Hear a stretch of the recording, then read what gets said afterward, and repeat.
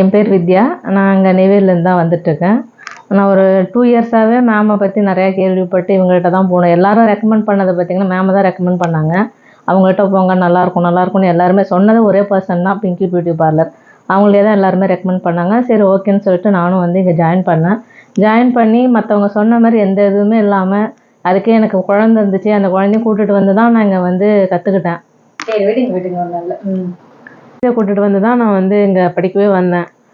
எல்லாரும் எப்படி மற்றவங்களாம் எப்படி இருக்குன்னு எனக்கு தெரியாது. ஆனால் இவங்க வந்து பார்த்தீங்கன்னா, என் குழந்தைய கூட்டிகிட்டே வந்துட்டு அதையும் பார்த்துட்டு நான் இதையும் பார்த்துக்கிட்டேன்.